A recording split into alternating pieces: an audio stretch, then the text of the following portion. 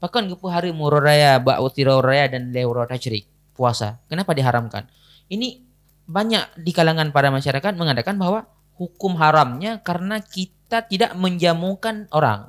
Karena masa orang lain bertamu kepada dari rumah kita tidak makan. Itu alasan yang familiar di kalangan masyarakat. Padahal bukan begitu yang tertera dalam kitab usul fiqh. Apakah bagi mereka ini adalah hari raya? Jawabannya bukan. Bahkan terkadang ada orang yang tinggal di gubuk. Rumahnya hampir roboh, rumahnya biasa-biasa saja. Makanannya seadanya. Kadang mungkot sih hanai rumah. Miuroma megah mungkot sih hanai rumah. Tapi hakikatnya mereka lah yang berhak merayakan hari raya. Di momblo tu nemu sedoh gua raya. Tapi hakikat hari raya yang tidak pernah kita temukan. Dalam artian kita hanya memenuhi kebutuhan yang bersifat hubungan sama manusia, tapi kita tidak pernah mempertimbangkan hubungan dengan Allah Subhanahu wa taala. Jadi kita tidak pernah memaknai hari raya tersebut dengan makna yang syar'i. Mungkin ini ada tips. Bila ada yang bertanya, bagaimana Tengku agar Allah mudahkan kita ketika sakratul maut? Jawabannya berpuasa di 10 awal daripada bulan Zulhijjah.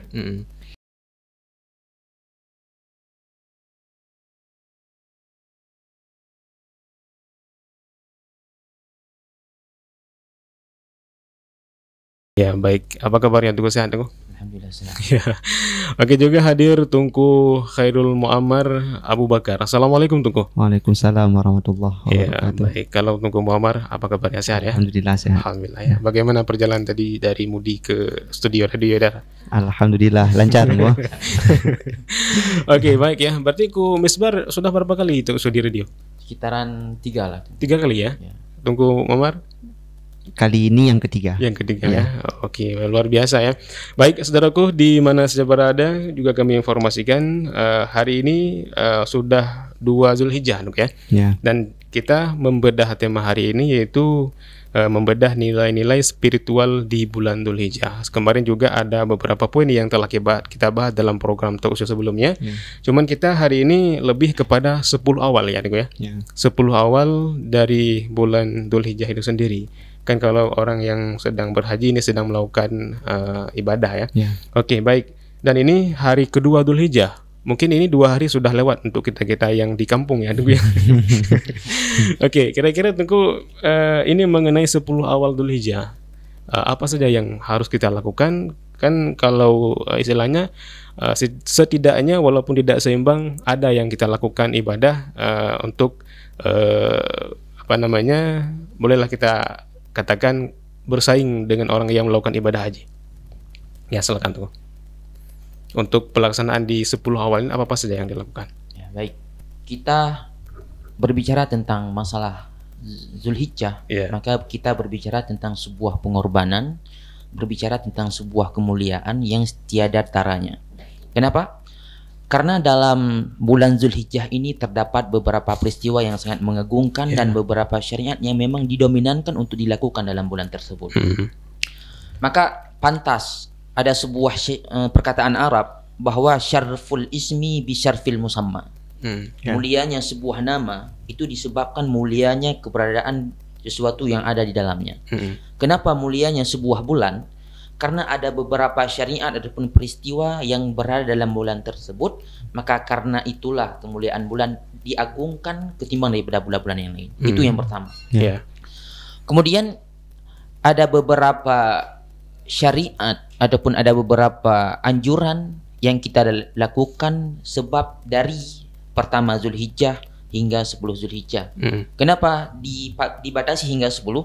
Karena dalam 10 ini yang lebih urgen, yang terdapat beberapa syariat dan beberapa hari di mana hari tersebut khilaf para ulama. Ada yang menyatakan bahwa hari tersebut lebih mulia daripada hari Ramadan. Bahkan sempat mengatakan bahwa hari Arafah, yaitu hari Arafah. Hari Arafah itu lebih mulia daripada bulan Ramadan. Kenapa? Karena di mana di hari tersebut para orang semuanya Allah Subhanahu wa taala pun banyak sekali memerdekakan hambanya daripada dosa-dosa. Maka sedangkan kita sekarang alhamdulillah telah memasuki 2 Zulhijjah.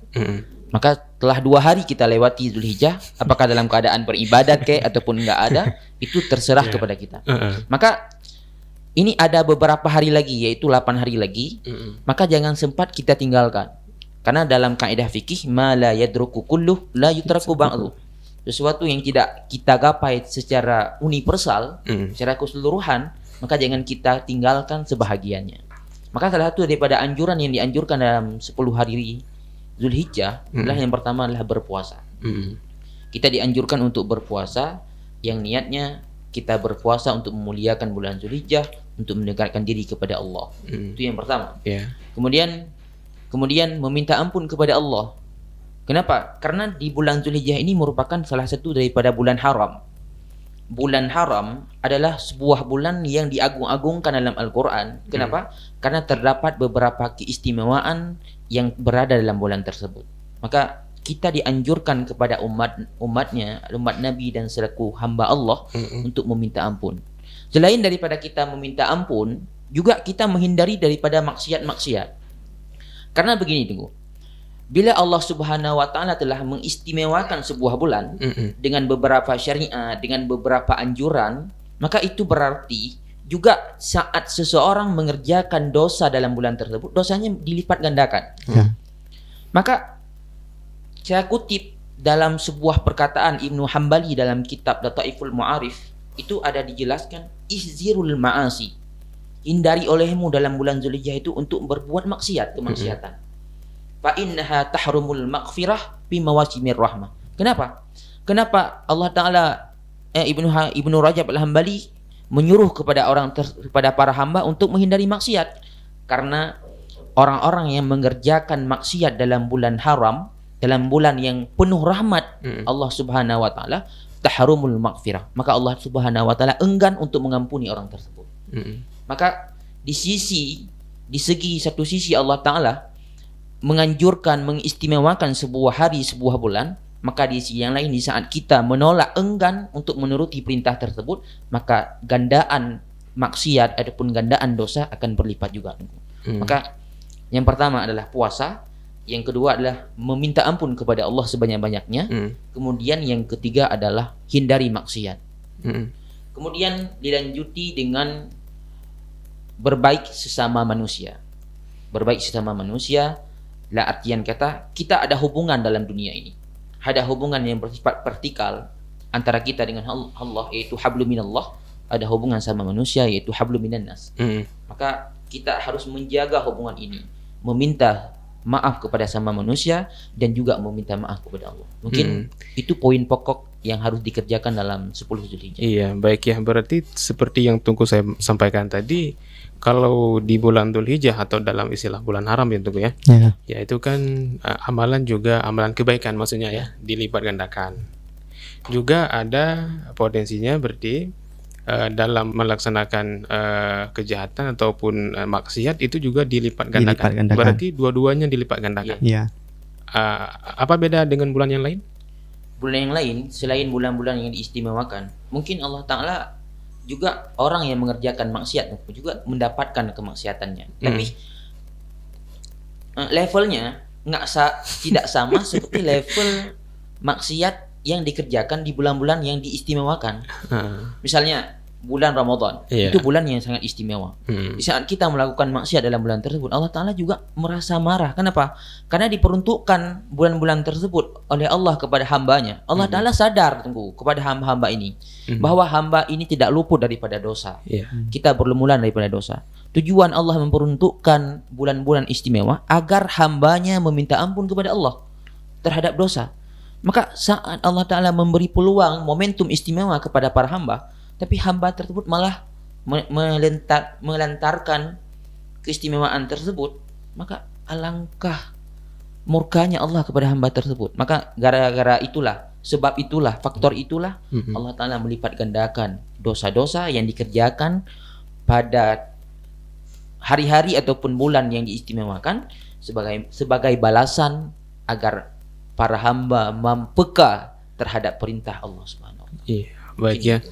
Berarti di antara berpuasa ya, Tunggu ya, ada juga meminta ampun kepada Allah Subhanahu wa taala. Ini Tunggu, apakah mestinya kita lakukan berpuasa dari 1 sampai 10? Kali ini kita membahas 10 awal Dzulhijjah.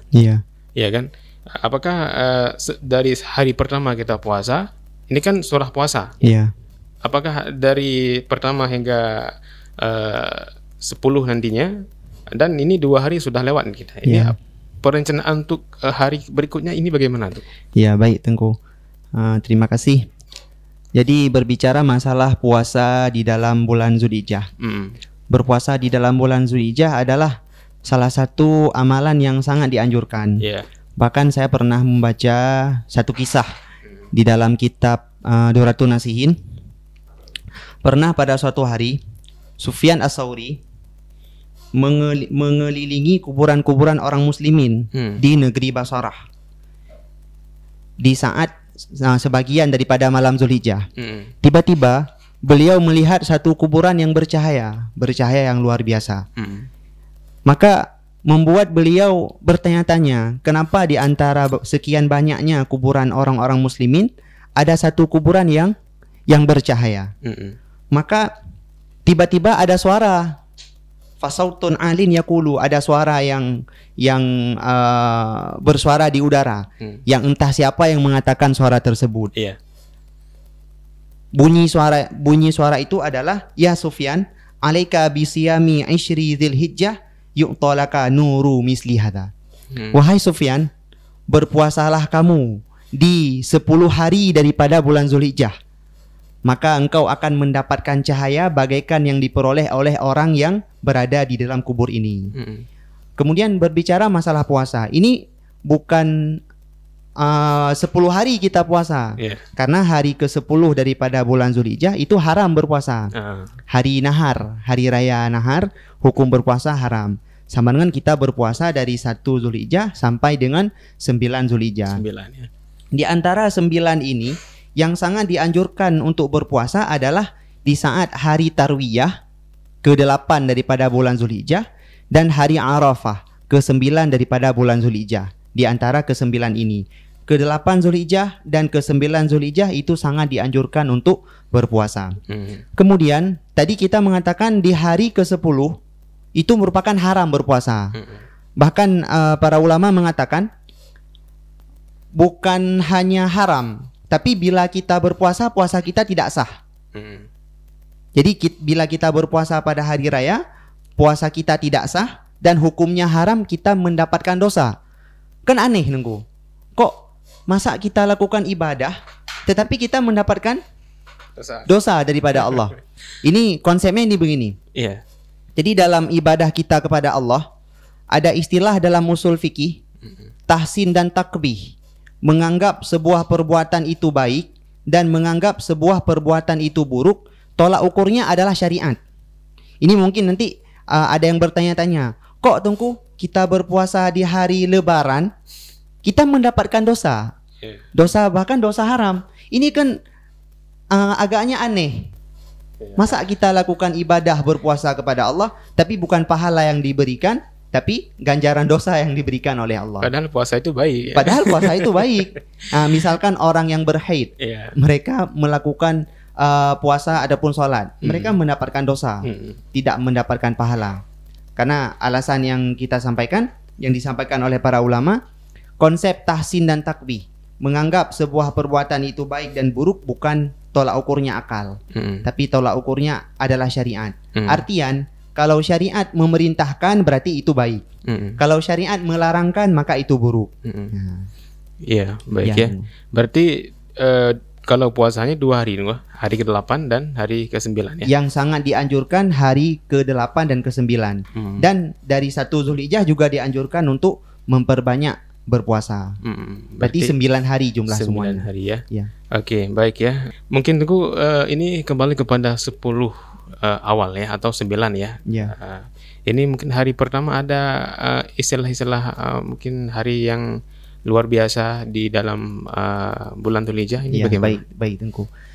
Jadi ada saya juga pernah membaca dalam satu kitab, mungkin kita sudah familiar, kitab Duratun Nasihin.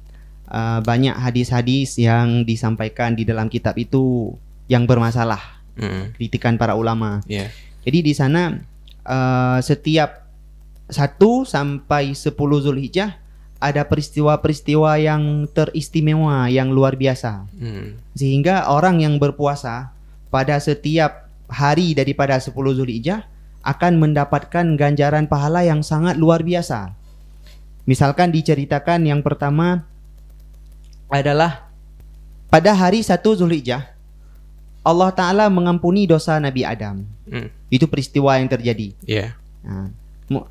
Kita begini, tidak menafikan hadis ini, cuman kita ambil pelajaran saja. Di 1 Zulhijjah Allah mengampuni dosa Nabi Adam. Sehingga orang yang berpuasa pada 1 Zulhijjah, ghafarallahu lahu kulla dzambin. Seluruh dosa yang pernah dia lakukan akan diampuni oleh Allah Subhanahu wa taala.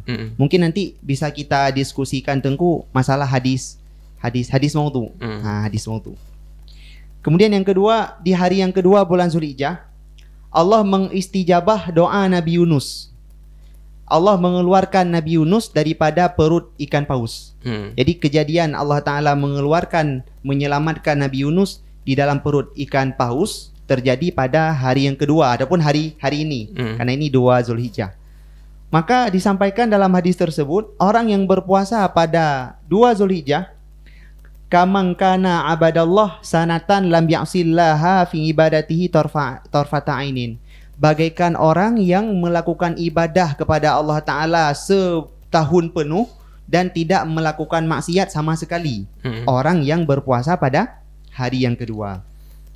Hari yang ketiga ada Allah Ta'ala mengistijabah doa Nabi Zakaria. Sehingga yang berpuasa pada hari ketiga akan mengistijabah doanya. Allah Ta'ala akan menerima doanya. Jadi dari kita lihat beberapa mungkin tidak kita lanjutkan karena panjang. Nah, dari tiga ini aja. Dapat kita simpulkan ibadahnya kecil. Artinya ibadahnya tidak terlalu besar. Misalkan berpuasa sunat di hari 1 Zulhijjah. Tapi ganjaran pahalanya sangat luar biasa. Ini adalah salah satu indikator di saat kita membaca kitab-kitab hadis termasuk dalam kategori hadis maudhu. Nah, artian hadis maudhu, hadis yang dicipta-ciptakan. Rasulullah sendiri tidak pernah mengatakan, adapun tidak pernah mengerjakan perbuatan tersebut. Sehingga ada orang-orang yang setelahnya menyampaikan sebuah ungkapan dan menyandarkannya langsung kepada Rasulullah. Ya. Bahkan para ulama mengatakan hadis maudhu ini hukumnya haram. Menyebarkannya haram, menciptakannya juga haram. Ya, baik ya. Ini kalau supaya kan lebih aman, bagaimana ini kalau kita berpuasa? Untuk kesimpulannya, kita terlepas daripada hadis maudhu atau apalah ya. Ini kesimpulannya, boleh dilakukan atau bagaimana? Ya, kalau untuk berpuasa memang sangat dianjurkan 9 hari. Bahkan bukan dengan gara-gara hadis ini kita tidak jadi berpuasa. Ya, karena memang seperti Tengku Misbar katakan tadi bahwa salah satu kebaikan Allah Ta'ala menciptakan waktu-waktu tertentu untuk melakukan ibadah dan dilipat gandakan pahalanya. Salah satu yang sangat dianjurkan adalah berpuasa pada 9 Zulhijjah. Mungkin ini boleh saya tambahkan, Tengku. Ada 10 keutamaan yang didapatkan oleh orang yang berpuasa pada 10 Zulhijjah. Ada 10 fadilah. Yang pertama yaitu al-barakatu fi umri. Orang yang berpuasa pada 10 Zulhijjah, artian bukan 10, 9 hari. Hari ke-10 haram berpuasa. Yang pertama al-barakatu fi umri, mendapat keberkahan di dalam umurnya. Arti keberkahan ziyadatu fil khair. Jadi umurnya makin bertambah di dalam kebaikan. Itu yang pertama. Yang kedua wa ziyadatu fi malih. Hartanya akan ditambah oleh Allah Ta'ala. Yang ketiga wal hifdhu fi iyalih. Jika dia sudah berkeluarga, maka Allah Ta'ala akan menjaga keluarganya daripada segala keburukan. Kemudian yang keempat wattafkiru li sayyi'atih. Wattagfiru li sayyi'atih. Kemudian dosa-dosanya akan diampuni oleh Allah Subhanahu wa Ta'ala. Yang kelima wattad'ifu li hasanatih. Kebaikan yang dia lakukan akan diganda-gandakan oleh Allah. Yang keenam wattashilu li sakarati mautih. Allah memudahkan sakratul maut. Mungkin ini ada tips. Bila ada yang bertanya, bagaimana Tengku agar Allah mudahkan kita ketika sakratul maut? Jawabannya berpuasa di 10 awal daripada bulan Zulhijjah. Yang ketujuh, wadiya'u li dhulumati qabrih. Allah akan menerangi kegelapan di dalam kuburnya.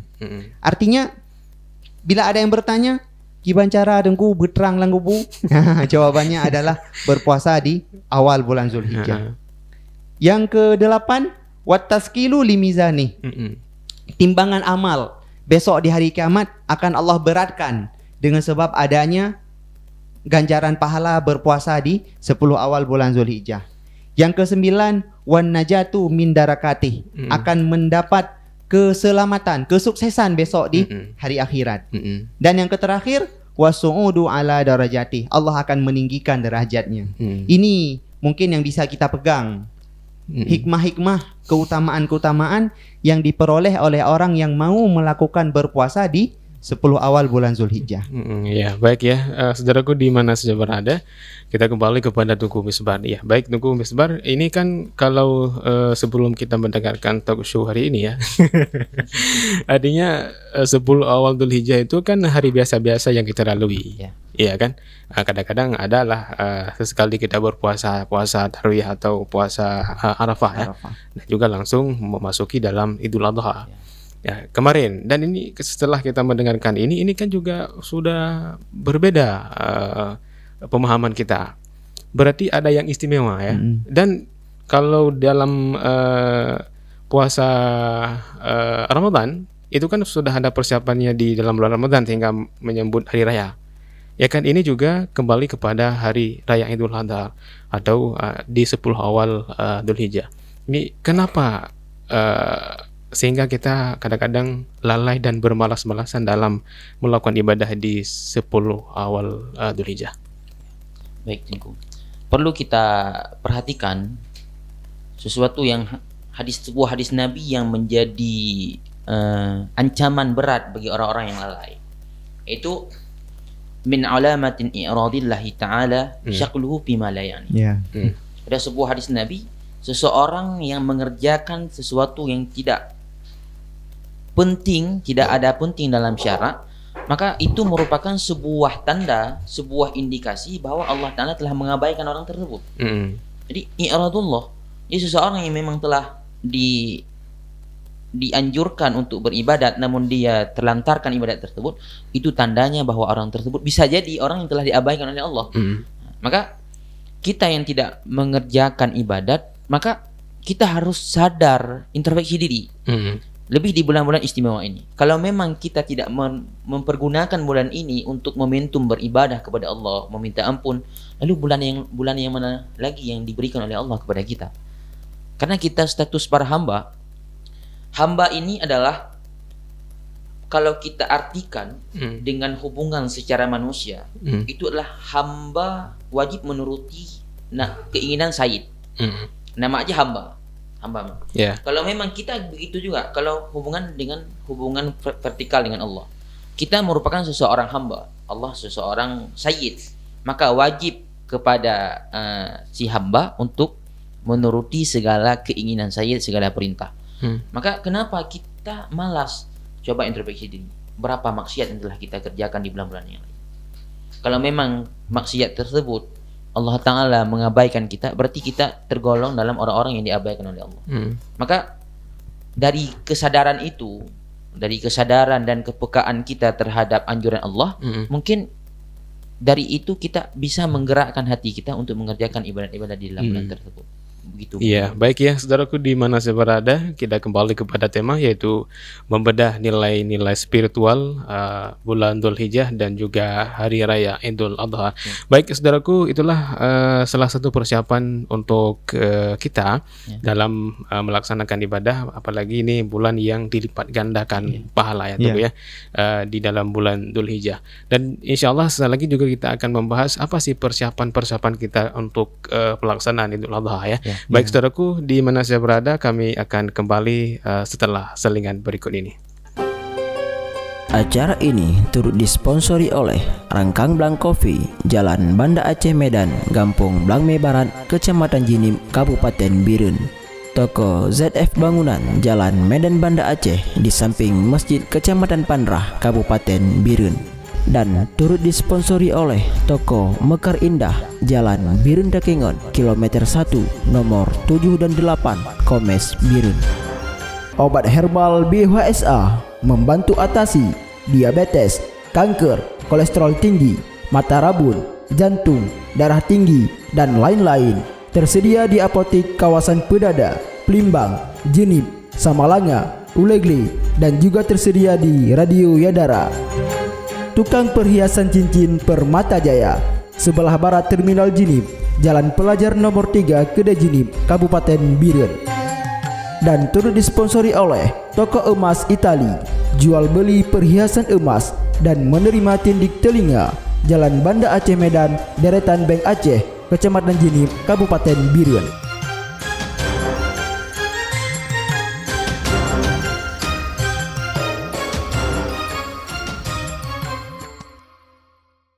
Ya baik, syukur kehadiran Anda masih tetap bersedia bersama kami di Radio Yadara 92,8, Radio Syiar dan Informasi. Pukul 9:41 waktu Indonesia Barat ya, saudaraku, di mana saja berada. Tadinya sudah kita bahas persoalan di dalam bulan Dzulhijjah ya, atau kita membedah nilai-nilai spiritual. Kemudian insya Allah kita lanjut dengan Hari Raya Idul Adha ya. Akan ini untuk persiapan apa yang harus kita lakukan. Dan juga kami informasikan sebelumnya, hadir di kesempatan hari ini narasumber dari LBM Dayah Budi Samalanga, ada Tunku Misbar dan juga ada Tunku Khairul Muammar. Baik, saudaraku, di mana saya berada juga kami mengundang sahabat Yadara di kesempatan hari ini yang ingin bertanya untuk langsung untuk menelpon ke nomor studio, bisa langsung ditelepon insyaallah saat lagi di nomor 08 12 69 11 0949. Kami informasikan lagi bagi yang ingin bergabung untuk bertanya, baik bertanya berkenaan dengan tema dan juga boleh bertanya berkenaan dengan hal ihwal yang terjadi dalam kehidupan sehari-hari, bisa langsung ditelepon di nomor 0812 69 11 0949.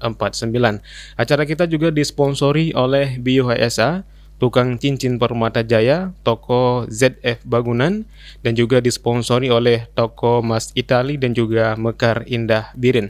Baik, saudaraku, kita kembali kepada tema Teguh, membedah nilai spiritual bulan Dzulhijjah dan hari Lebaran, Hari Raya Idul Adha. Baik, sebenarnya Tunggu, sering kita dengar tentang hari raya ya. Ada hari raya Idul Fitri, ada juga hari raya Idul Adha. Sebenarnya ini bagaimana yang dimaksud dengan hari raya Tunggu? Berbicara tentang hari raya, itu berbicara sebuah hari yang memang sangat diagungkan, sebuah hari yang kita kembali fitrah dan kembali kepada suci. Karena kenapa dibilang dengan Idul? Karena kita kembali dari banyaknya berlumuran dengan dosa. Pada saat kita berhari raya, dosa itu telah tersingkirkan daripada jiwa-jiwa kita. Itu hakikatnya Idul. Maka dikatakan dari Idul tersebut daripada ada yang udu aidan. Jadi Id tersebut maknanya kembali. Jadi sering kita tidak memaknai ataupun tidak mengetahui esensi daripada hari raya tersebut. Tegedi mana tunggu tegedi dapurah tanya umur kali 50 tahun macam. Berarti dalam itu nur raya 2 go. Otomatis tertuh go kau raya. Di 50 tahun umur tertuh go kau raya. Tapi hakikat hari raya yang tidak pernah kita temukan. Dalam artian kita hanya memenuhi kebutuhan yang bersifat hubungan sama manusia, tapi kita tidak pernah mempertimbangkan hubungan dengan Allah Subhanahu wa taala. Jadi kita tidak pernah memaknai hari raya tersebut dengan makna yang syar'i. Jadi apa yang sebenarnya hakikat hari raya? Lebih-lebih hari raya Idul Adha yang banyak para masyarakat salah mengartikan bahwa menurut pandangan syariat hari raya Idul Adha adalah akbar, hari raya yang akbar. Kenapa? Karena dalam hari raya tersebut terdapat banyak hari yang diagungkan. Yang pertama sebelumnya, kemudian sesudahnya. Sebelum hari raya tersebut terdapat hari Arafah. Itu merupakan hari raya para orang-orang muslim. Kenapa? Karena Allah Ta'ala banyak sekali memerdekakan para orang muslim daripada api neraka. Kemudian setelah hari raya tersebut ada 3 hari lagi yaitu hari tasyrik. Maka Ibnu Rajab mengatakan walamma kana idun nahari akbarul aidin wa afdaluha yajtami'u fihi syarful zaman wa syarful makan. Kenapa? Karena memang hari raya Idul Adha adalah hari raya akbar, maka di hari raya tersebut terdapat kemuliaan 2. Kemuliaan yang bersifat dengan zaman, yaitu memang diri daripada Zulhijjah itu mulia. Kemudian makan itu tempat. Karena hari raya tersebut diapit oleh 2 hari yang sangat besar keistimewaannya. Yang pertama adalah hari Arafah, kemudian hari Tasyrik. Maka karena inilah dinamakan Idul Adha tersebut hari raya akbar, hari raya besar daripada. Sedangkan di masyarakat hari raya Idul Adha itu biasa-biasa saja. Maka kita tidak pernah menemukan esensi hari raya sebenarnya, Nunggu. Bahkan kita sering mempersiapkan hal-hal yang bersifat material. Jadi mempersiapkan baju baru tanpa mementingkan sisi hubungan vertikal dengan Allah. Padahal dalam sebuah perkataan ulama, bahkan ada dikutip oleh Ibnu Rajab Al-Hambali dalam kitab Lataiful Ma'arif, itu pernah dikatakan bahwa laisal aidu liman labisal jadid. Tidaklah hari raya tersebut bagi orang-orang yang berpakaian baru. Innamal aidu liman ta'atuhu tazid. Tapi hari raya tersebut bagi orang-orang yang sangat berhari raya, ketaatannya lebih bertambah kepada Allah. Wala liman walaisal aidu liman tajammala bil malbus wal warqub. Bukanlah hari raya tersebut diperuntukkan bagi orang-orang yang memang pakaiannya mewah dan kendaraannya baru saat berhari raya, bukan kepada orang tersebut, bukan. Namun innamal aidu liman ghufiratil lahu dzunub. Namun hakikatnya, esensinya hari raya diperuntukkan adalah kepada orang-orang yang saat berhari raya dosanya telah luntur daripada tubuh-tubuh orang tersebut. Kemudian di akhir ditambahkan oleh Ibnu Rajab, famanna lahu minha syai'un falahu aidun. Orang-orang yang memperdapatkan maghfirah Allah saat hari raya, taat kepada Allah bertambah saat berhari raya, maka itulah orang-orang yang berhak mendapatkan hari raya. Namun wa illa fahuwa matrudun bil id. Namun orang-orang yang tidak pernah mendapatkan maghfirah Allah saat berhari raya, adapun bertambah maksiat dalam hari raya, fahuwa matrudun minal id. Orang tersebut tidak diperuntukkan hari raya tersebut kepada orang-orang tersebut. Maka dari segi itu kita sangat disayangkan sebenarnya. Itu realita. Perkataan para ulama ini merupakan mengatakan sesuatu yang bertolak belakang dengan syar'i dan realita kejadian. Karena memang pada realita kejadian masyarakat kita mempersiapkan material tanpa mempersiapkan sisi ibadahnya kepada Allah. Maka itu sangat disayangkan. Mungkin ini ada faktor, ada faktor kenapa para masyarakat sering tidak memaknai hari raya dengan makna syar'i, tapi memaknainya dengan makna yang sering dilihat oleh panca indera mata. Kemewahan dengan bermegah-megahan itu dinamakan hari raya. Ini faktor utamanya adalah hubbud dunia. Tidak ada lain. Karena dalam hadis Nabi, hubbud dunia ra'su ala kulli khati'atin. Jadi mencintai dunia adalah pangkal daripada segala kesalahan. Namun kenapa para manusia masih sangat mencintai dunia? Ini faktornya adalah para manusia tidak pernah mencicipi bagaimana lezatnya mencintai Allah dan mencintai Rasul. Hal ini selaras ada sebuah kisah Nabi Yusuf dengan Zulaikha. Kenapa kita mencintai dunia? Karena memang kita tidak pernah mencicipi rasa cinta kepada Allah. Zulaikha, seseorang yang sangat cinta kepada Nabi Yusuf, menyobah Aceh deken, saking galak Zulaikha ke Nabi Yusuf. Zulaikha tersebut menghabiskan segala harta bendanya, menuliskan nama Nabi Yusuf di setiap mata benda yang ada dalam rumahnya. Seseorang yang mengatakan kepada Zulaikha, wahai Zulaikha, saya pernah melihat Nabi Yusuf. Zulaikha mengasih perhiasannya kepada orang tersebut. Mengada demi dapeng mengadam saya. Pegah bak Zulaikha nyalung kalau Nabi Yusuf, dijuk je. Begitu cintanya Zulaikha kepada Nabi Yusuf. Kisah cinta ini diabadikan oleh Allah dalam Al-Qur'an. Menurutkan ini merupakan pelajaran yang sangat besar kepada kita para masyarakat. Namun apa terjadinya, Tengku? Setelah Zulaikha melangsungkan pernikahan dengan Nabi Yusuf. Saat malam pertama, Zulaikha dengan Nabi Yusuf meminta tidur layaknya suami istri dengan Zulaikha. Wahai Zulaikha, mari kita tidur bersama untuk mempunyai keturunan. Namun Zulaikha, apa jawaban Zulaikha yang tidak pernah terlintas dalam pikiran kita? Besok saja wahai Nabi Yusuf. Jawaban daripada Zulaikha saat Nabi Yusuf mengajak tidur bersama. Kemudian besoknya Nabi Yusuf mengajak kembali Zulaikha. Yuk kita tidur bersama wahai Zulaikha. Namun Zulaikha jawabannya seperti semula, nanti malam kita tidur bersama wahai Nabi Yusuf.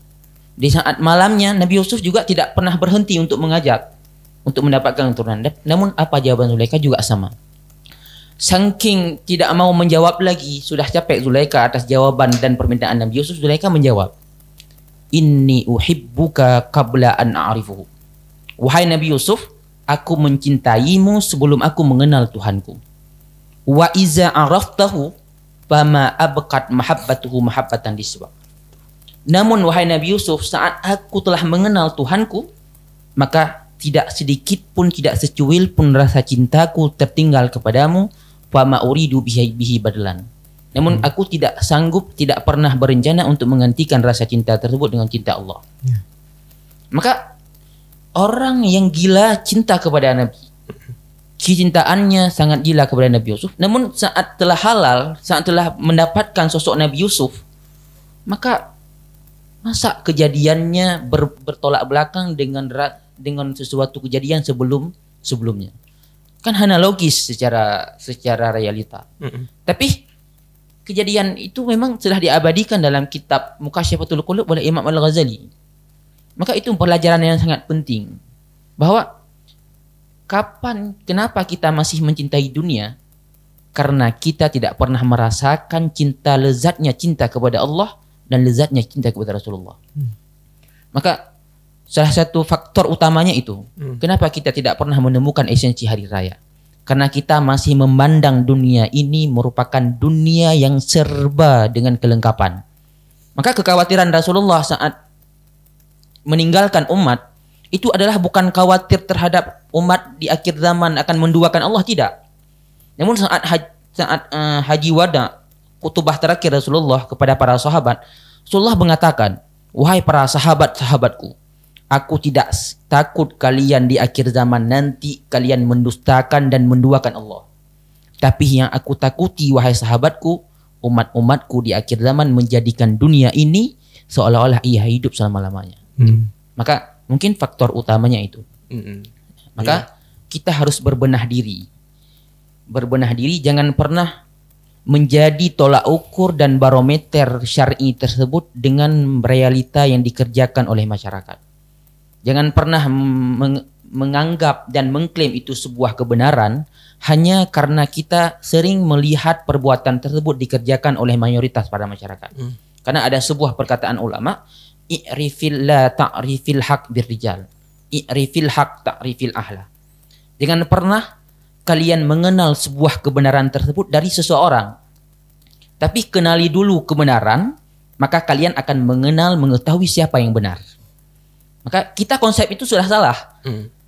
Saat kita melihat para masyarakat mayoritasnya banyak mengerjakan hal tersebut, seolah-olah itu yang benar. Maka ini yang sangat sakral, ini yang sangat disedihkan.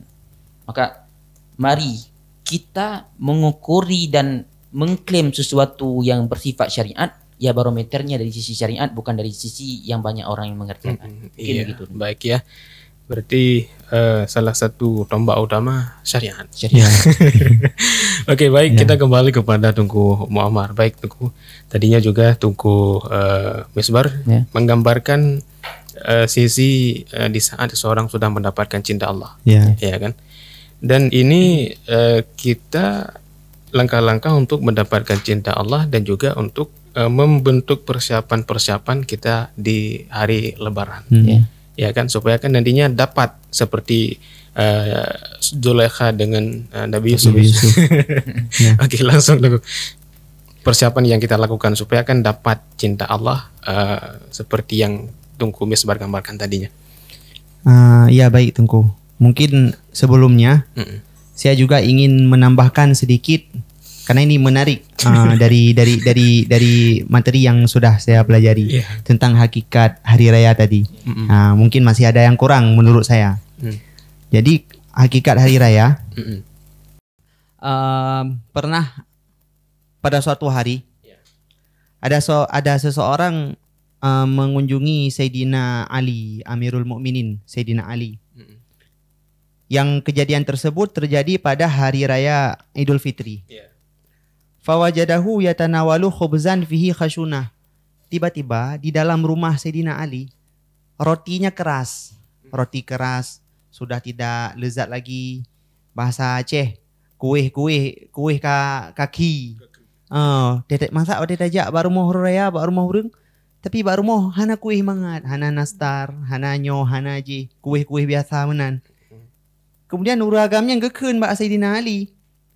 Ya Amirul Mukminin, yauma aidin wa khubzun khusnun. Hai Sayyidina Ali, uroraya uronyo. Kiban cara uroraya ruti rumah kakru. Adapun punya gupegat iteh hana mame. Mesti menan lah bandingan ji. Kejauh boleh Sayyidina Ali. Al-yawmu aidun man qubila siyamuhu wa qiyamuhu. Aidu man ghufira dhanbuhu wa syakara sa'yuhu wa qubila amaluhu. Al-yawmu lana aidun wa ghadan lana aidun. Kekan Sayyidina Ali, wahai rajul, sebenarnya hari rayanya adalah urang yang geterima puasa oleh Allah Ta'ala. Urang yang geterima qiyam, menjaga malam, ibadah malam kepada Allah. Urang yang diampuni dosa oleh Allah. Urang yang diterima semua amalannya oleh Allah Ta'ala. Yang hakikat daripada hari raya. Kemudian disampaikan oleh Sayyidina Ali, al-yawma lana aidun wa ghadan lana aidun. Kamu uronyo uroraya bagi kamu. Walaupun hana tapunai romoh, nyo kamu uroraya uronyo. Wa ghadan lana aidun, singa syid uroraya bagi kamu. Wa kullu yaumin la ya'sillaha fihi fawa lana aidun. Dan setiap uro yang bak uro tersebut tanyo hana bermaksiat kepada Allah, nya uroraya bagi kamu. Jadi kepada Sayyidina Ali, menurut Sayyidina Ali, sama dengan setiap hari yang ururaya. Bagi urung-urung yang diampuni dosa oleh Allah, bagi urung-urung yang diterima amalannya oleh Allah, bagi urung-urung yang tidak melakukan maksiat kepada Allah. Bahkan, maka waktu kalian lagi yo, orang yang pada hari raya Idul Fitri dan hari raya Idul Adha, yang pakaiannya mahal-mahal, dibeli dengan harga jutaan, kendaraan baru, rumah mewah, makanan serba mewah, serba lengkap, tetapi tidak diampuni dosanya oleh Allah. Maksiatnya bertambah kepada Allah. Apakah bagi mereka ini adalah hari raya? Jawabannya bukan. Bahkan terkadang ada orang yang tinggal di gubuk. Rumahnya hampir roboh, rumahnya biasa-biasa saja. Makanannya seadanya. Kadang mungkot si hanai rumah. Miuroma megah mungkot si hanai rumah. Tapi hakikatnya mereka lah yang berhak merayakan hari raya. Kenapa? Karena mereka yang mendapat keampunan dan diterima amalnya oleh Allah Subhanahu wa taala. Itu tunggu. Mungkin ini ada satu lagi yang ingin saya sampaikan. Ada kutipan daripada Anas bin Malik. Daripada Anas bin Malik, apa yang dikatakan dengan hari raya. Disampaikan oleh Anas bin Malik, hari raya seorang mukmin ada 5 hari. Jadi nalimong uro tanya orang mukmin muro raya. Jadi tanya setelah mengetahui tentang hakikat hari raya daripada syariat, tanya bekle jut ke orang yang uro raya lagi anggapan orang kafir. Artinya yang lagi yang telah ditentukan dalam agama. Kiban hakikat uro raya tanya orang mukmin. Ya. Yang pertama yaitu disampaikan oleh Sayyidina Anas bin Malik, kullu yaumin yamurru 'alal mu'mini wa la yuktabu lahu 'alaihi dzambun fa huwa yaumun aidun. Hari raya pertama bagi orang mukmin adalah setiap hari yang tidak tertulis dosa bagi mukmin tersebut. Misalkan uronyo, hari ini tanyo tidak ada satu dosa pun yang kita kerjakan. Mulai daripada bangun tidur sampai tidur kembali, tidak ada dosa yang ditulis. Maka hari ini adalah hari raya bagi kita. Itu yang pertama. Yang kedua, al-yaumul ladzi yakhruju fihi minad dunya bil iman fa huwa yaumu aidin. Hari raya yang kedua bagi mukmin adalah hari yang dimana di saat dia keluar daripada dunia ini dalam keadaan beriman kepada Allah.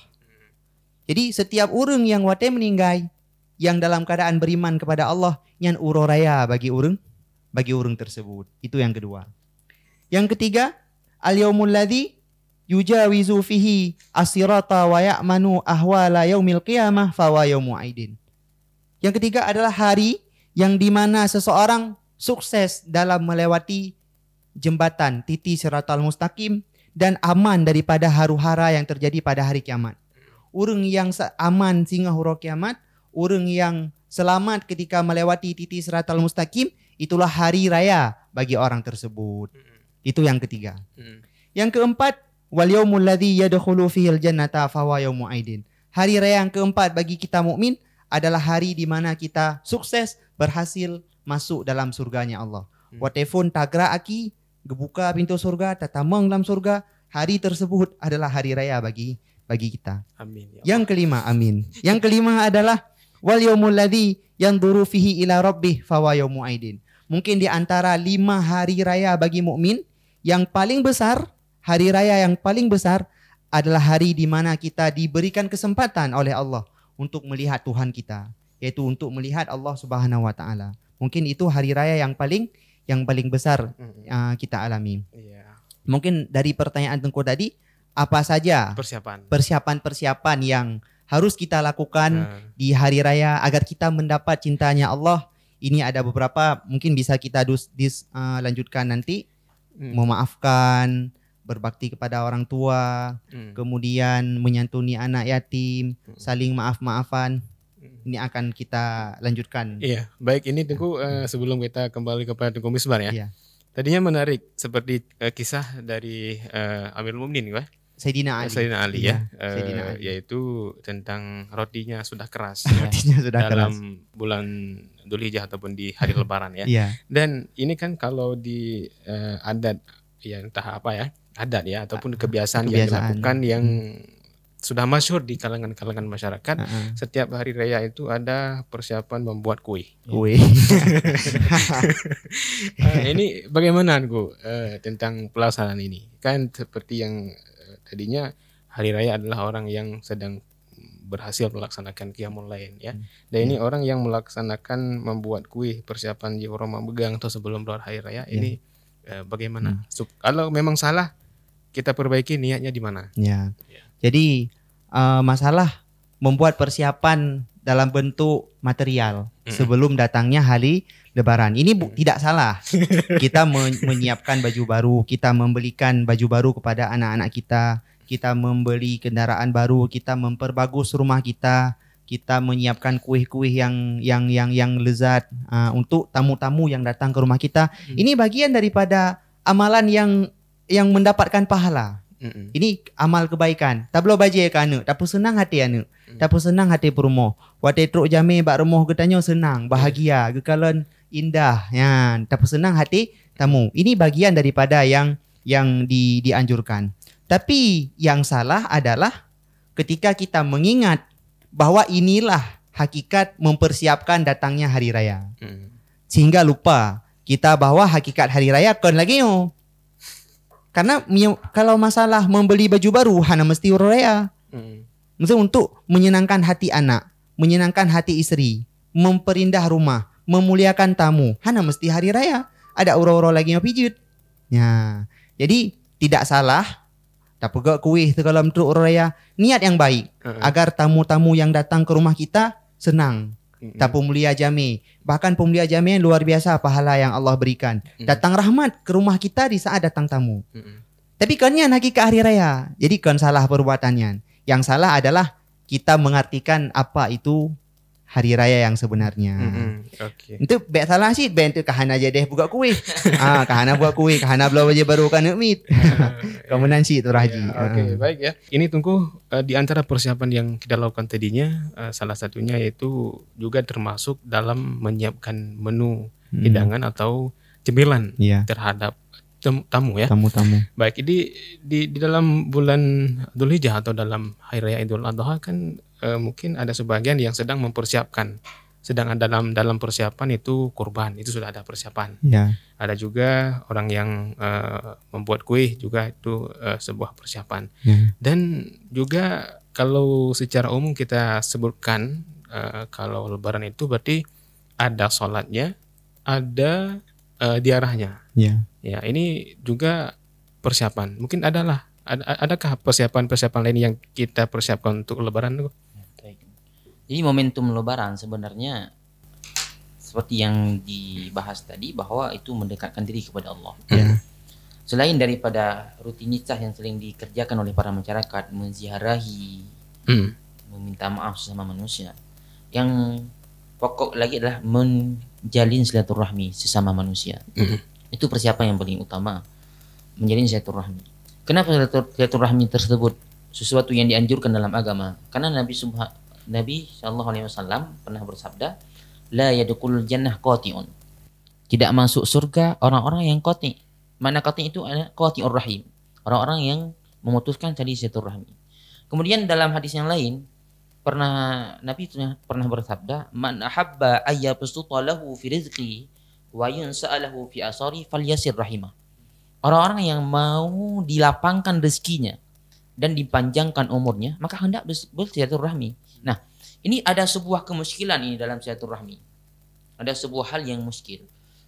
Kalau kita menghitung dengan matematik duniawi, maka kenapa akibat silaturahmi dapat dibuka luasnya rezeki? Kenapa dapat dipanjangkan umur? Bukankah Allah Subhanahu wa taala telah berfirman, "Idza jaa ajaluhum la yastaqiruna sa'atan wa la yastaqdimun"? Kenapa? Sebab silaturahmi dapat memanjangkan, meluaskan rezeki dan memanjangkan umur. Ibnu Hajar al-Asqalani dalam kitabnya Fathul Bari itu menjelaskan bahwa maksud daripada dipanjangkan umur ada dua kemungkinan. Maksudnya itu kinayah bahwa umur kita akan diberkati oleh Allah, ataupun memang umur itu dipanjangkan karena memang yang berubah, yang tidak berubah ketetapan adalah dalam ilmu Allah. Sedangkan dalam azali kita telah dikaitkan bila memang seseorang manusia mengerjakan silaturahmi, maka umurnya akan dipanjangkan 30 tahun misalnya, daripada bila memang tidak dikerjakan silaturahmi. Maka ada plus dalam silaturahmi. Yang pertama adalah membuka pintu rezeki yang luas. Yang kedua adalah untuk memanjangkan umur seseorang manusia.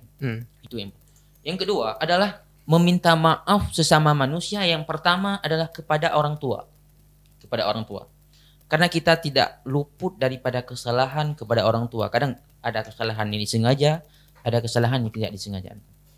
Maka hal ini juga termotivasi dalam kejadian peristiwa di pagi hari raya yang dialami oleh Umar bin Abdul Aziz.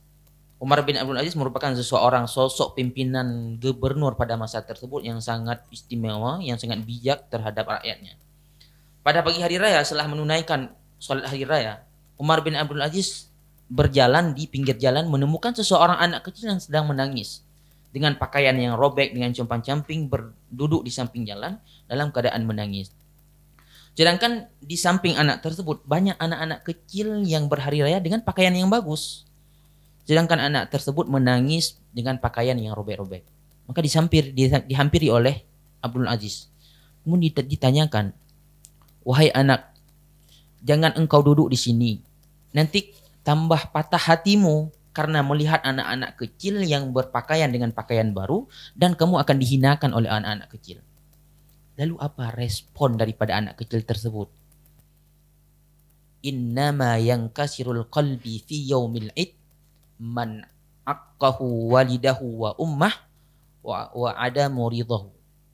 Wahai Sayyidina Umar bin Abdul Aziz, seseorang yang patah hatinya di pagi hari raya ini, wahai Umar bin Abdul Aziz, adalah orang-orang yang durhaka terhadap ibunya dan terhadap ayahnya.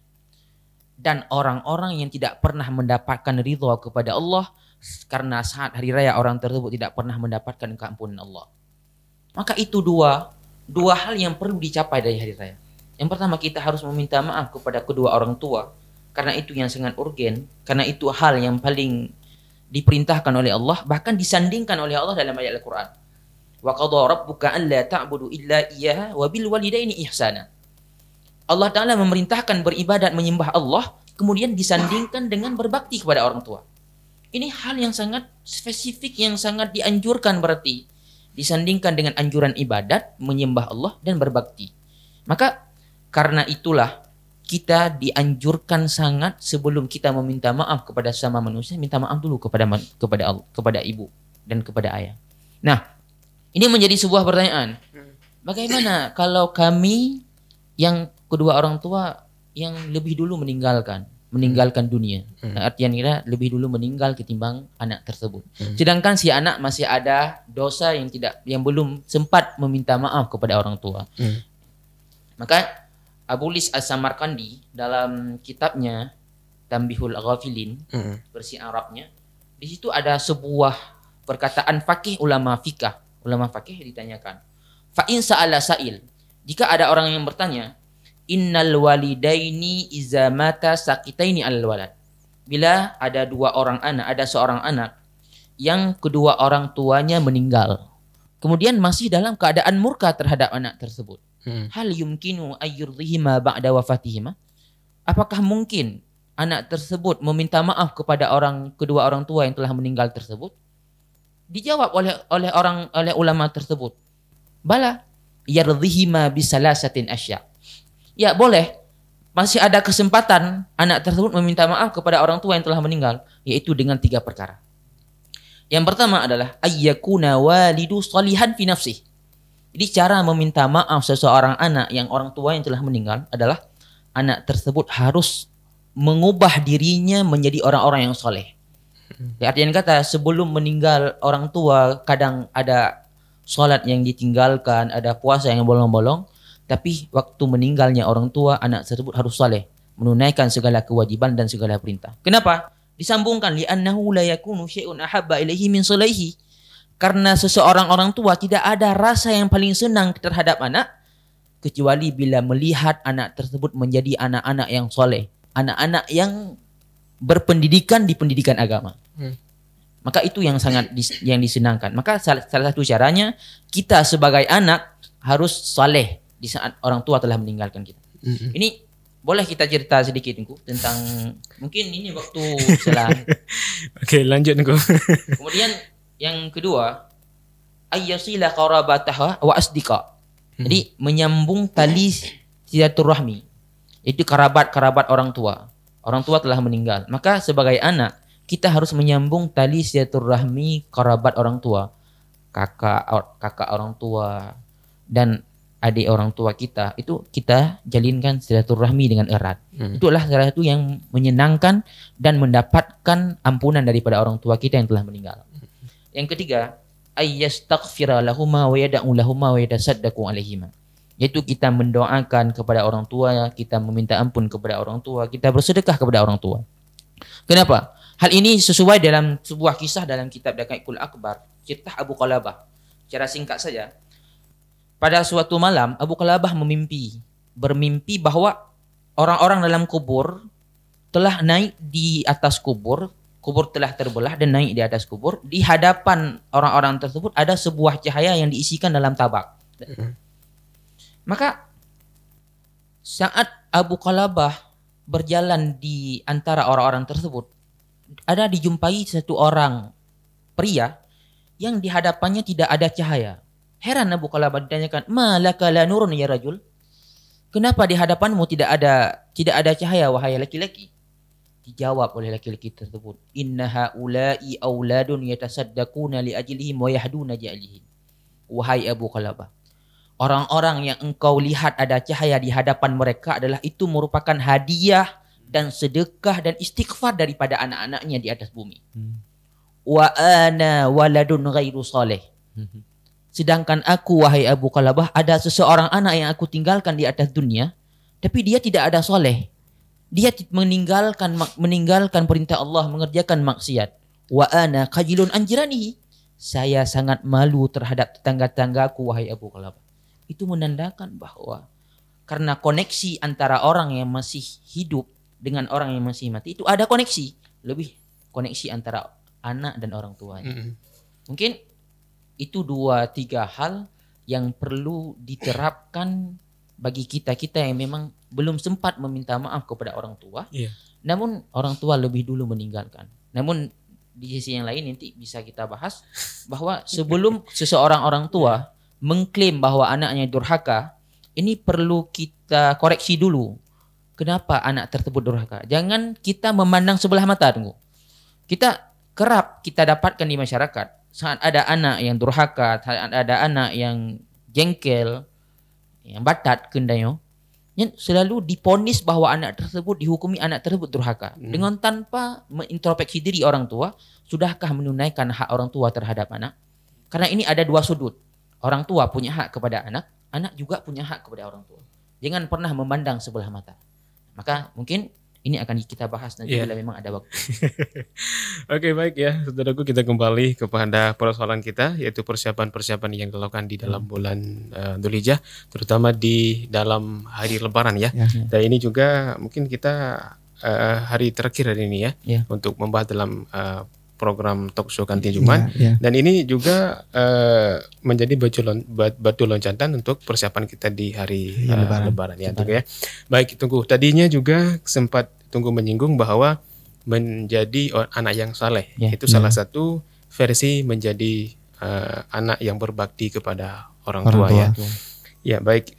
Dan sering kita lihat dan juga mungkin banyak dari kalangan kita masyarakat ya melaksanakan setelah sholat Idul Adha itu langsung menuju ke makbarah, tempat perkuburan ya, tempat yang disiapkan kepada yang sudah meninggal.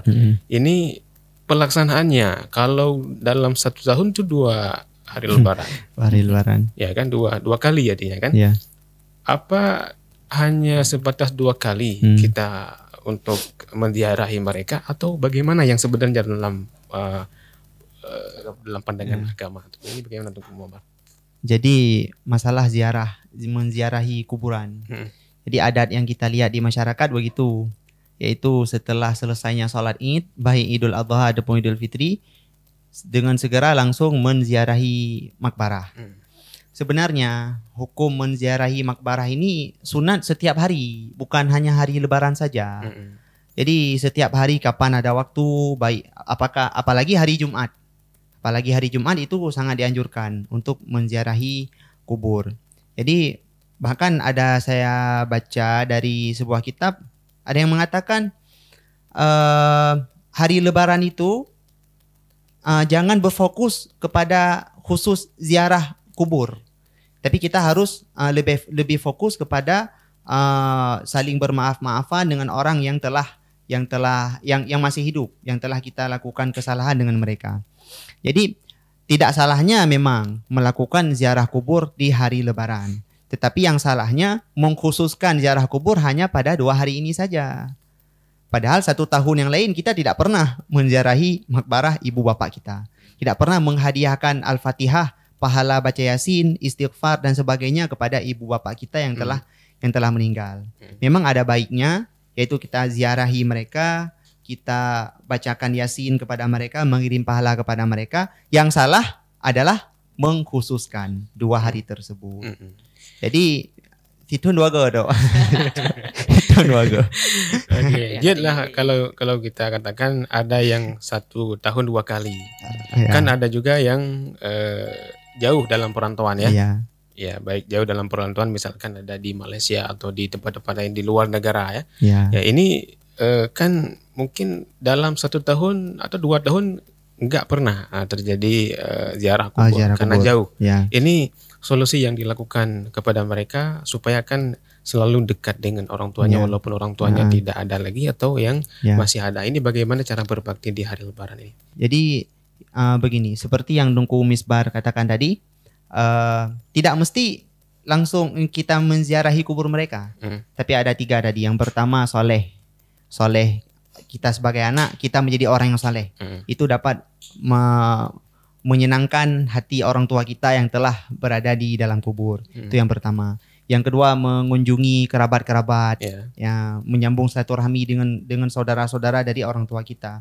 Yang ketiga, bersedekah, mengirim pahala.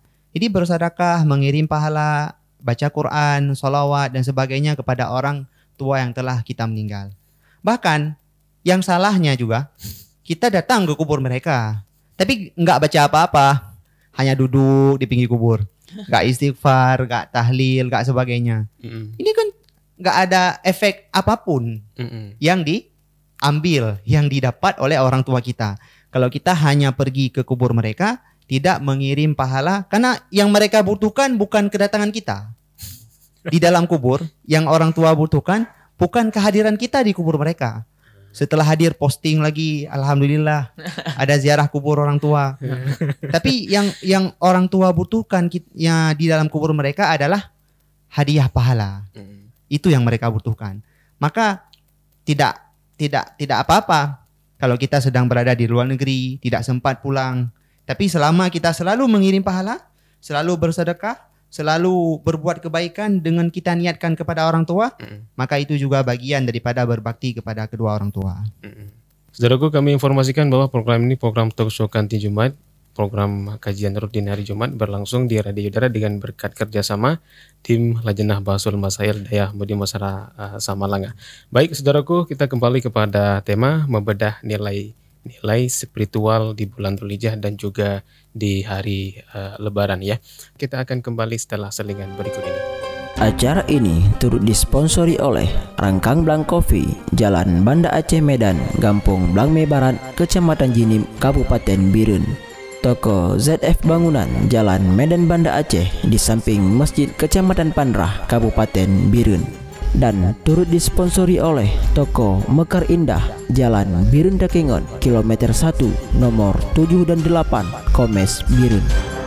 Obat herbal BHSA membantu atasi diabetes, kanker, kolesterol tinggi, mata rabun, jantung, darah tinggi, dan lain-lain. Tersedia di apotik kawasan Pedada, Plimbang, Jenib, Samalanga, Ulegle, dan juga tersedia di Radio Yadara. Tukang perhiasan cincin Permata Jaya, sebelah barat Terminal Jinib, Jalan Pelajar nomor 3, Kedai Jinib, Kabupaten Birun. Dan turut disponsori oleh Toko Emas Itali, jual beli perhiasan emas dan menerima tindik telinga, Jalan Banda Aceh Medan, deretan Bank Aceh, Kecamatan Jinib, Kabupaten Birun. Ya baik, syukur kehadiran Anda masih tetap sedia bersama kami di Radio Yadara 92,8, Radio Syiar dan Informasi.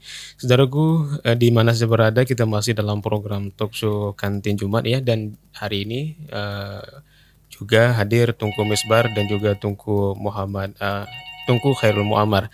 Baik, saudaraku, kami informasikan juga acara kita disponsori oleh Rangkang Blang Coffee Jenib dan juga disponsori oleh BHSA, Tukang Cincin Permata Jaya, Toko Mas Itali, dan juga Mekar Indah. Yang terakhir yaitu Toko ZF Bangunan. Baik, saudaraku, langsung dalam sesi tanya jawab ini juga ada yang bertanya. Ya, baik ya. Mungkin saat lagi juga akan ada yang bertanya. Dan ada pertanyaan yang belum sempat kita jawab, Tunggu. Dan juga ini juga untuk terakhir dalam sesi tanya jawab ya. Dan langsung kita bacakan atau kita review balik pertanyaan dari sahabat kita. Yang pertama tadinya ada Bunda di seputaran Samalanga ya. Yang pertama tentang berkenaan dengan dosa mana yang terhapus dalam pelaksanaan puasa di dalam 9 bulan Dzulhijjah, hari pertama ya, 10 awal pertama ya. Oke. Jadi tadi salah satu yang kita sampaikan kan ada 10 keutamaan yang diraih oleh orang yang mau mengerjakan puasa di 9 hari pertama daripada bulan Dzulhijjah. Salah satunya adalah diampuni dosanya oleh Allah. Dosa yang bagaimana? Dosa yang bagaimana? Apakah dosa besar ataupun dosa kecil? Jadi dalam pengampunan dosa, kalau dosa besar baru diampuni oleh Allah Subhanahu wa taala, caranya hanya satu, yaitu dengan melakukan taubat. Sedangkan kalau dengan yang lain hanya diampuni dosa-dosa kecil. Misalkan seperti berwudu, menyempurnakan wudu, itu bisa diampuninya dosa. Salat dalam keadaan sempurna, itu juga salah satu hal yang bisa mengampuni dosa. Artian di sini adalah dosa kecil yang diampunkan oleh Allah Subhanahu wa taala, bukan dosa besar. Kalau dosa besar jalannya cuma taubat. Sebagaimana yang telah kita ketahui, rukun taubat ada 3.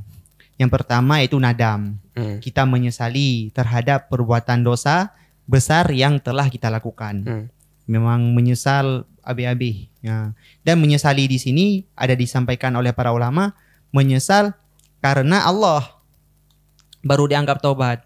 Bukan menyesal karena kagak peleh Tuhan. Bukan menyesal karena kagak peleh di calon tunangan. Mesti rupaji calon tunangan lun ka urungnya go. Kan menyesal karena yan, menyesal karena Allah. Ya. Kemudian yang kedua yaitu ikhla, mencabut diri dengan segera ketika sedang melakukan dosa tersebut. Misalkan tinggal minum khamar dengan segera tapiuh jib khamar hana tajib li. Dengan ia sedang berzina, dengan segera meninggalkan zina. Itu yang kedua. Rukun yang ketiga daripada taubat adalah azam. Allah yang udah. Azam bertekad bulat tidak akan pernah mengulangi kembali dosa yang telah dikerjakan. Itu dosa besar yang berhubungan dengan Allah. Kalau dosa besar yang kita lakukan yang berhubungan dengan sesama manusia, ditambah rukun yang keempat. Di samping 3 rukun yang tadi, ditambah rukun yang keempat, yaitu menunaikan kembali hak-hak yang telah kita curi. Mesti nak tacu harta gob, adapun nak pernah dah ken ke gob, nak pernah dah fitnah orang lain, yang payah ya laki ridha. Payah tak pulang peng. Man menya urang hana li kam ninggai, hana terthodi, hana memungkinkan li. Nah, cara kepada ahli para ulama yaitu dengan cara bersedekah dan niatkan pahala ke orang tersebut, ataupun dengan cara beristighfar talaki ampun kepada orang tersebut. Itu. Iya, baik. Kemudian ada pertanyaan yang berikutnya, cara menghilangkan penyakit hati. Obat hati. Ya, pertanyaan masalah obat hati. Obat hati seperti yang pernah kita dengar lagu Opik. Obat hati ada 5 perkaranya. Obat hati ada 5. Dan ini sesuai dengan yang disampaikan oleh para ulama. Jadi obat hati yang bisa menghilangkan penyakit hati ada 5. Yang pertama yaitu dengan membaca Al-Quran dengan mentadabburi maknanya. Bukan hanya sekedar baca lafaz saja, tapi kita juga merenungi, mentadabburi arti makna daripada lafaz Al-Quran tersebut. Itu yang pertama. Yang kedua yaitu dengan memperbanyak puasa. Memperbanyak puasa. Yang ketiga, mendirikan solat malam.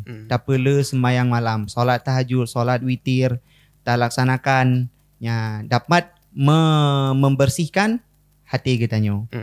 Yang keempat, berkumpul dengan orang-orang yang saleh. Sering tak duduk dengan urung-urung yang saleh. Bukan tak duduk dengan urung-urung yang fasik. Itu juga dapat membersihkan hati kitanya. Karena di saat tak duduk dengan urung-urung saleh, nyo naga sampaikan oleh para ulama, tanzilur rahmah, akan turunnya rahmat Allah.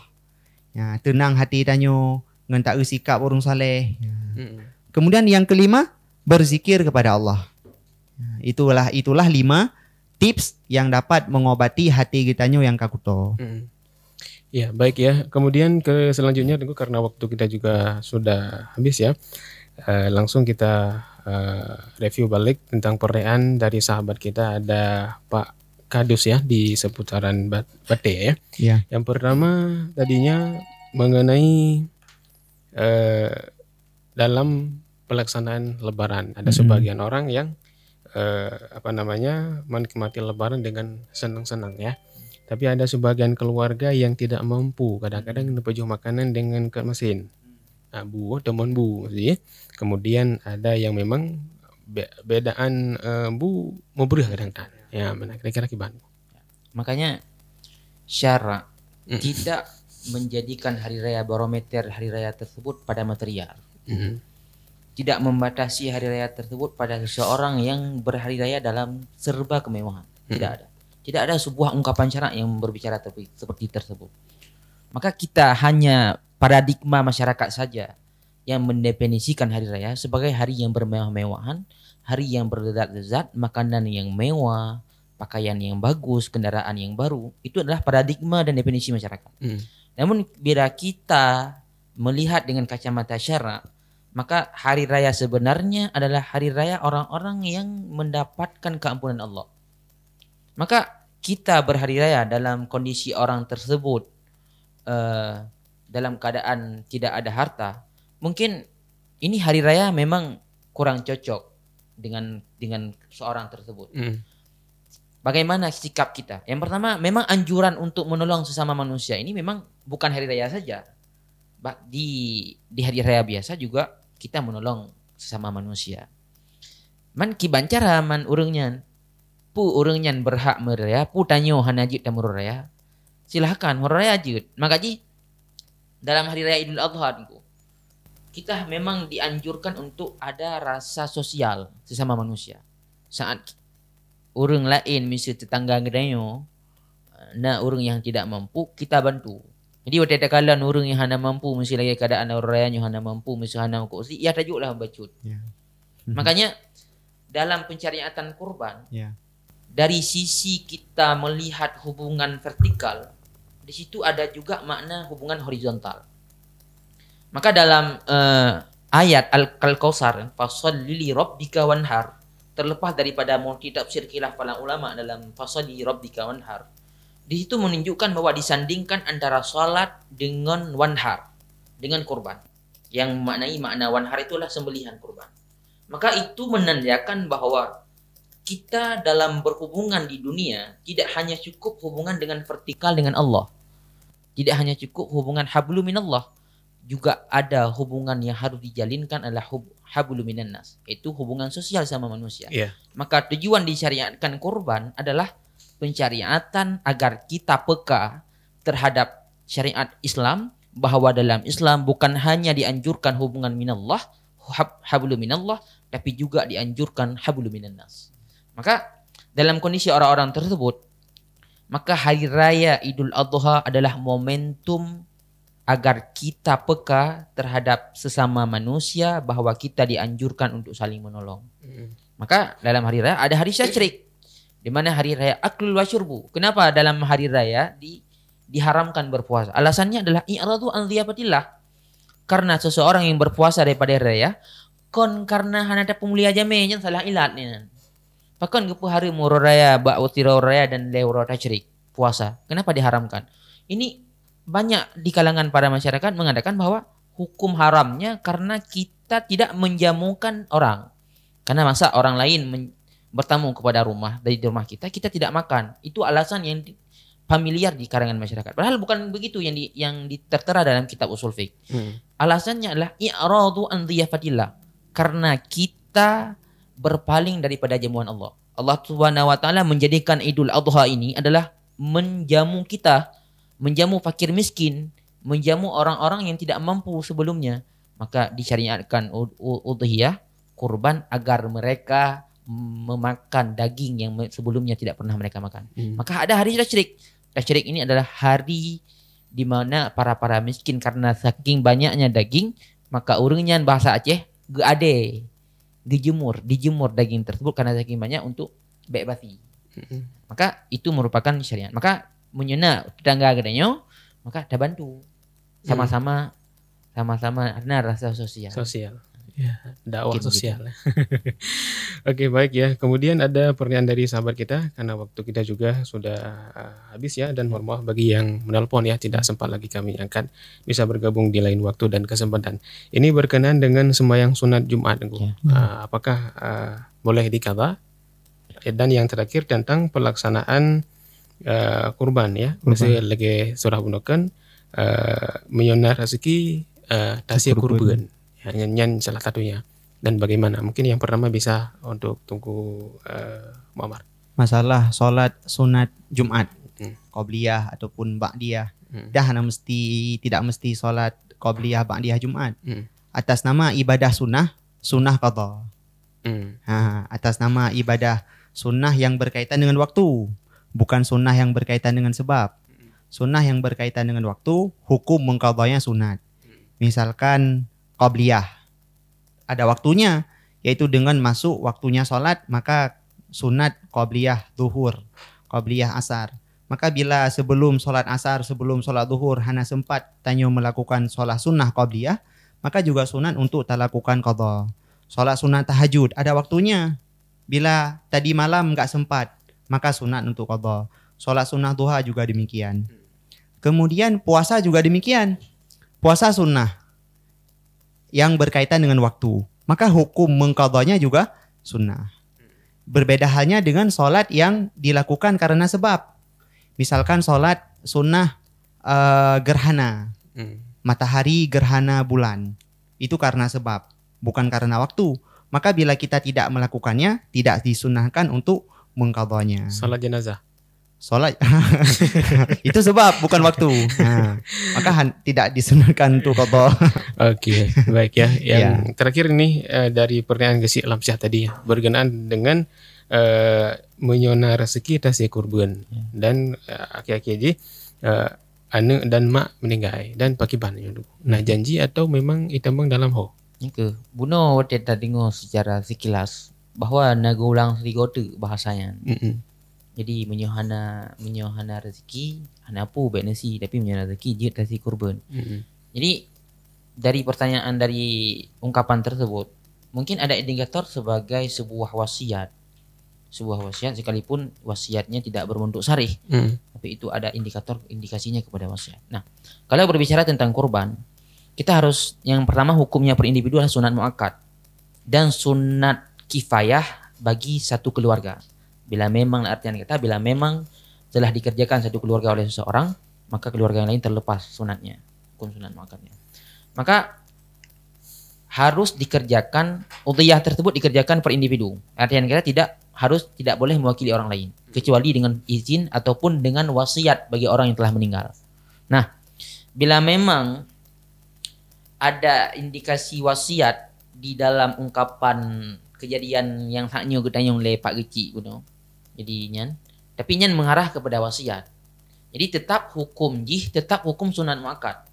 Karena udhiyah hukum yang wajib hanya satu. Bila udhiyah korban tersebut dinazar.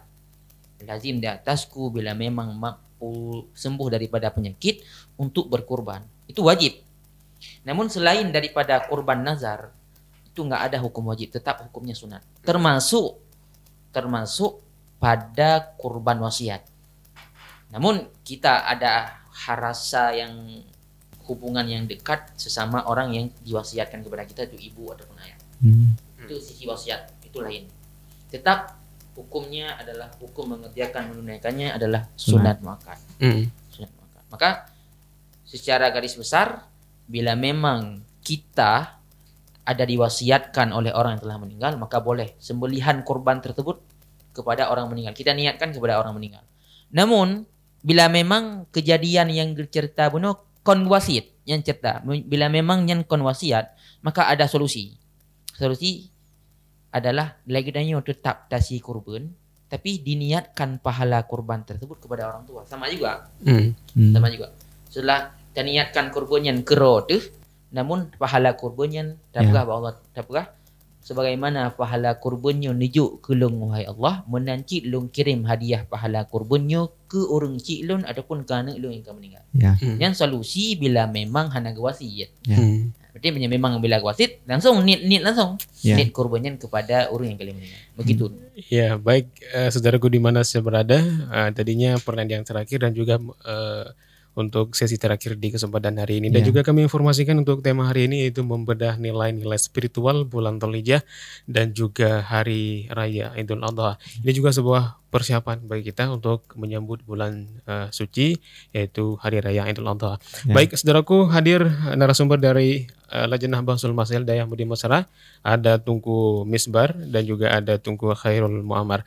Baik, Tunku, untuk sesi terakhir, karena waktu kita juga sudah habis di kesempatan hari ini ya. Mungkin dari Tunku Muammar, apa yang ingin Tunku sampaikan sebagai statement terakhir di kesempatan hari ini? Closing statement ya. Jadi sebagai penutup dari saya, kita harus kembali membenah diri. Apa itu hakikat daripada berlebaran? Karena tidak lama lagi kita akan melakukan berlebaran.